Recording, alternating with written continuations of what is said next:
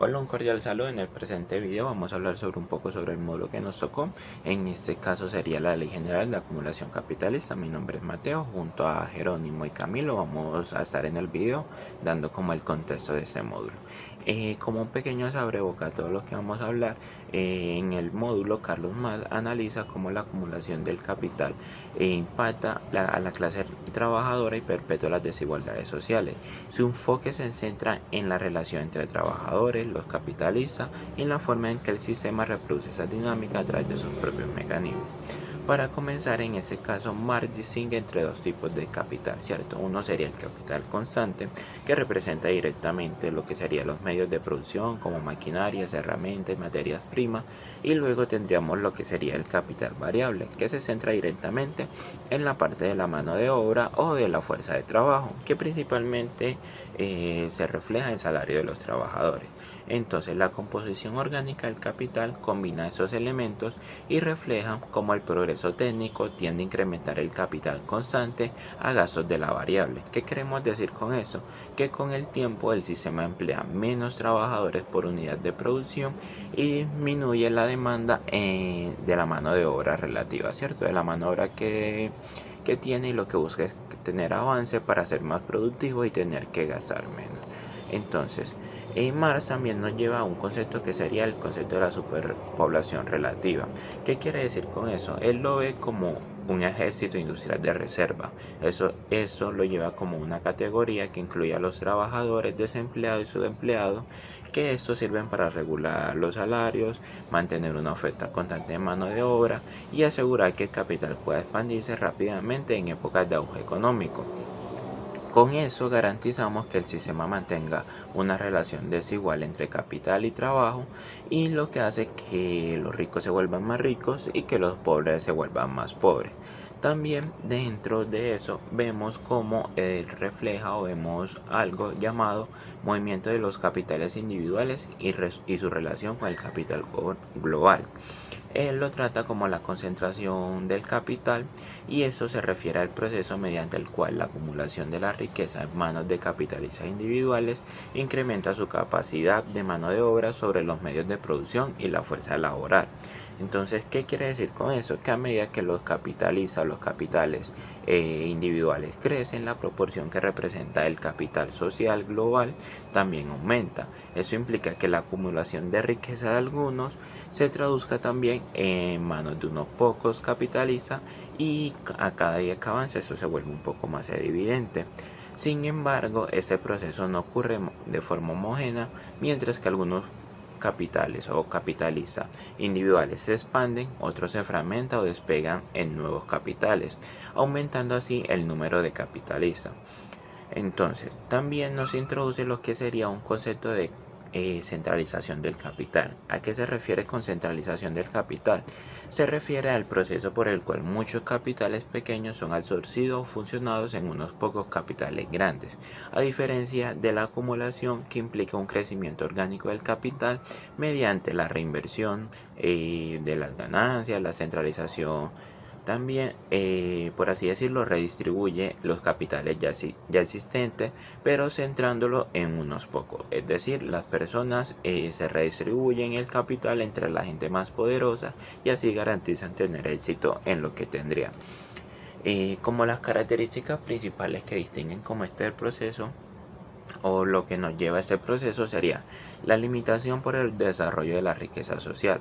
Eso quiere decir que la concentración de los medios de producción depende del nivel general de riqueza de la sociedad, lo que determina cuán grandes pueden llegar a ser los capitales centralizados, y nos dice también cómo se puede ir distribuyendo eso.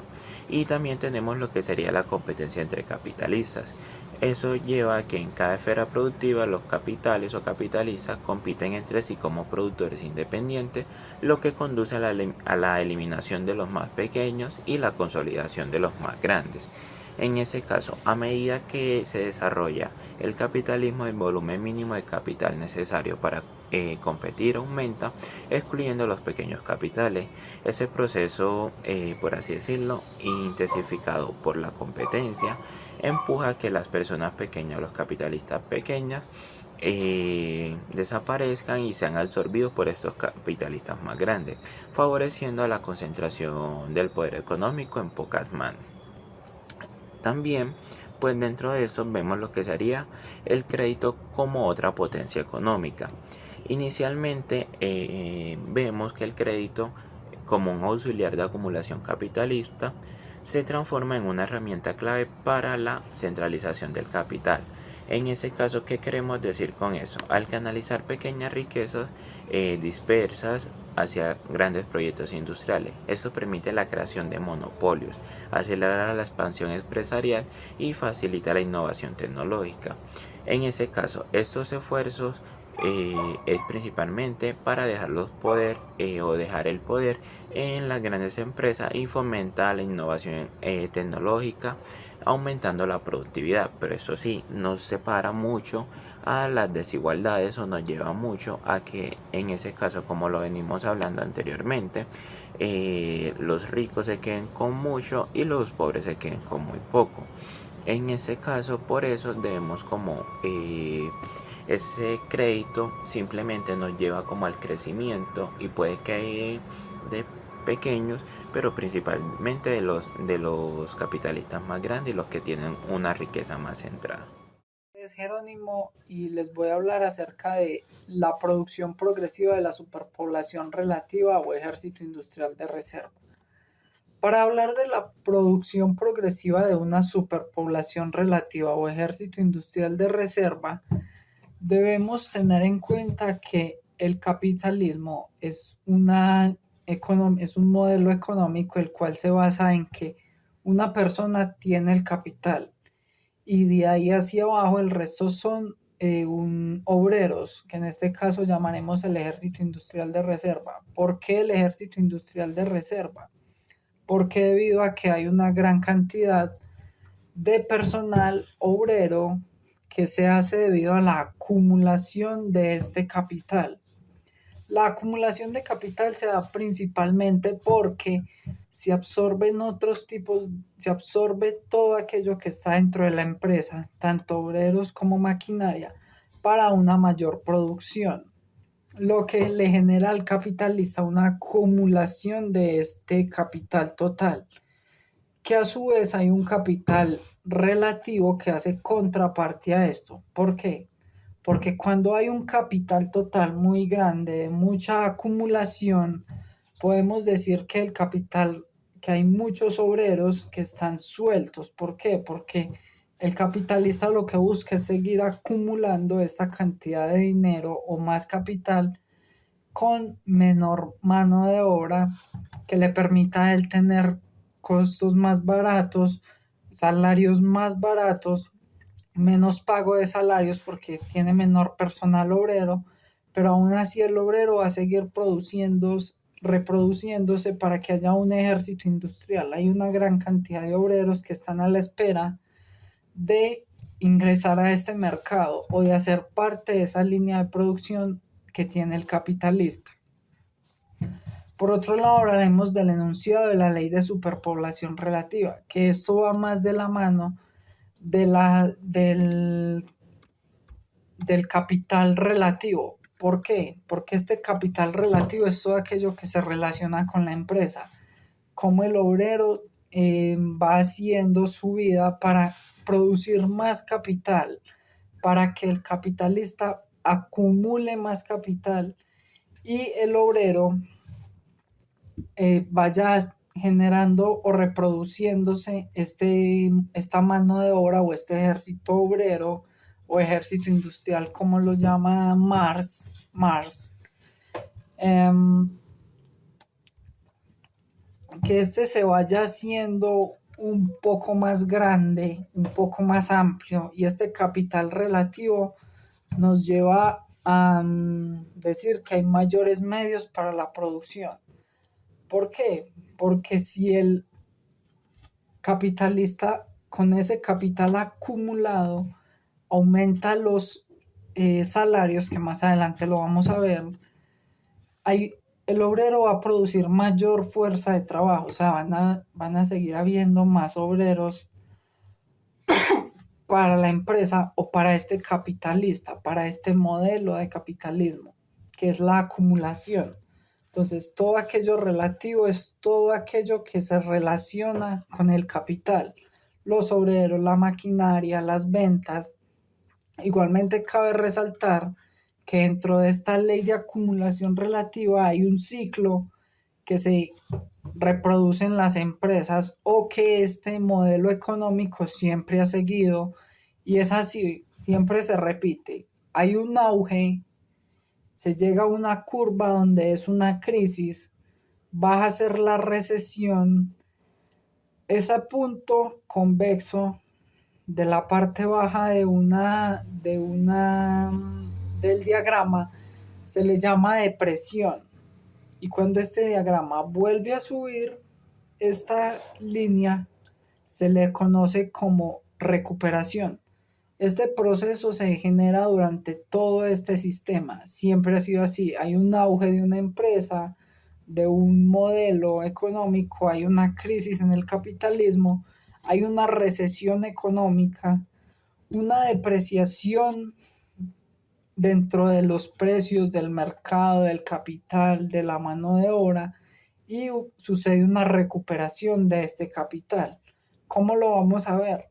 El capital total en la acumulación se van generando este capital a través de todo lo que hace el obrero. Entre menos obreros tenga una empresa, mayores tareas va a tener que cumplir ese obrero para que el capital aumente o se acumule el capital total del capitalista. Cabe resaltar una frase que viene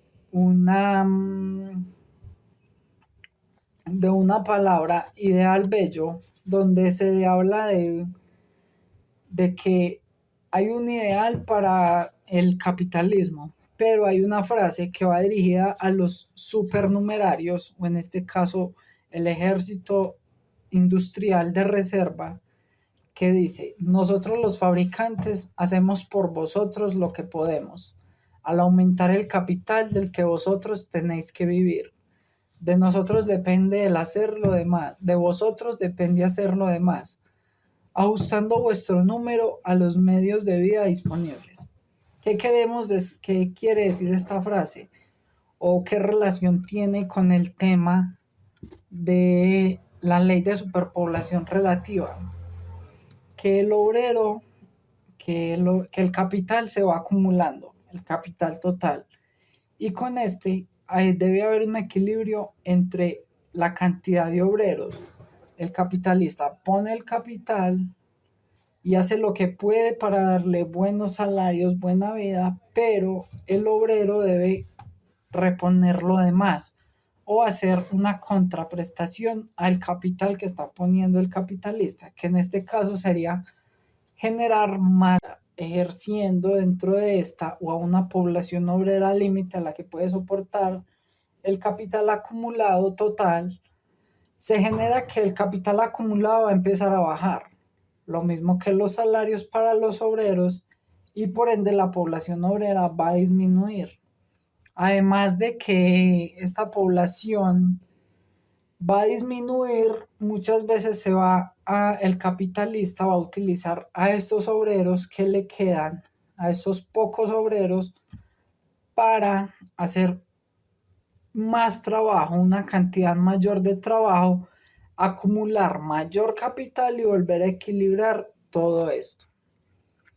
Por último, tenemos las diversas modalidades de la superpoblación relativa. Existen muchas modalidades de la superpoblación relativa. Y es todo aquello que el obrero mientras está desempleado. Esta superpoblación relativa es cuando el obrero está desempleado. Hay superpoblación relativa flotante, que es, por ejemplo, cuando una empresa requiere movimiento de maquinaria y solo permite el ingreso de personas menores de 18 años. Cuando tienen 18 años los despiden, les rebajan su salario, entonces eso es una superpoblación relativa flotante. Aquellos que ingresan, pues están ingresando al capitalismo, a este sistema, pero quien sale es esa población faltante o restante.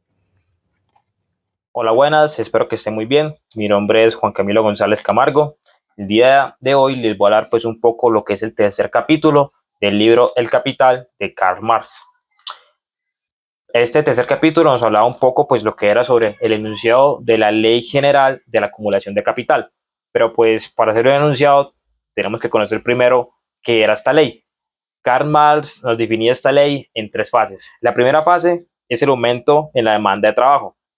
La segunda fase nos hablaba sobre de que a medida que aumenta la tecnología, se produce un descenso en la fuerza de trabajo. Pues tiene un poco que ver todo con todo, puesto que Karl Marx es contemporáneo a la revolución industrial. Y como tercera fase tenemos la producción progresiva y la superpoblación relativa. Teniendo pues en cuenta esto, vamos a citar lo que fue John Bellers, que nos decía lo siguiente: como son los obreros lo que hacen a la gente rica, si no existen obreros, no existen ricos. De tal manera de que si el capitalista no tiene quien le trabaje, a esta persona le va a tocar ser su obrero. Pero pues esto no es lo que estaba buscando. El modelo capitalista lo que buscaba era que obreros, personas externas al capitalista, trabajen, digámoslo pues de cierta manera, sin sonar tan redundante, ese mismo capital para poder producir esa plusvalía que se estaba buscando. Ahora también mencionemos pues una citación de Mandeville, que también es contemporáneo en el siglo XVIII. Decía lo siguiente: todas las naciones ricas están interesadas en que la mayor parte de los pobres gasten siempre su jornal, gasten siempre su trabajado. En un país libre de esclavitud, la riqueza más segura está concentrada en un grupo pequeño de pobres y aplicados. Ahora, para que la sociedad sea feliz, teniendo en cuenta que feliz viene siendo como un concepto dado en que sin preocupaciones o que la verdad viva por vivir simplemente existiendo, es necesario que la gran mayoría de las personas, de los pobres, de los trabajadores, se mantengan incultos y pobres. Esto puede ser un pensamiento que nos hablaba Mandeville y es bueno tener en cuenta en cuanto a este modelo capitalista. Ahora, el objetivo nunca va a ser satisfacer las necesidades del trabajador. El objetivo pues se va a hacer satisfacer las necesidades, pero del capital. ¿Qué pasa? ¿Cuáles son estas necesidades? La necesidad del capital es mantener esa plusvalía, teniendo en cuenta que la plusvalía pues es esa ganancia que se quiere llegar, esa ganancia, ese lucro que se gana pues a partir de esa inversión de capital.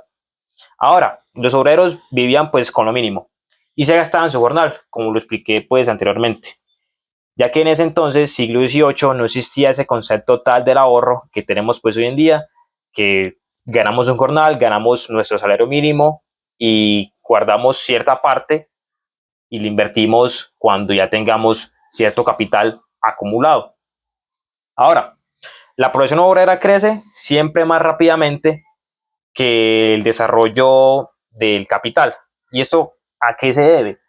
Pasa que en ciudades, en países, lo que es Inglaterra, hay tres ciudades en específico, pero en este caso hablemos de dos, lo que es Londres y lo que es Newcastle.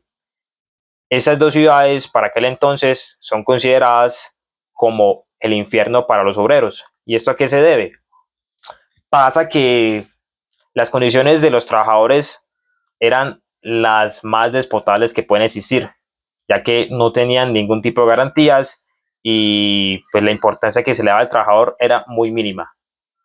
Lo que estaba en la cúspide de, digamos, de este proceso capitalista era netamente producción.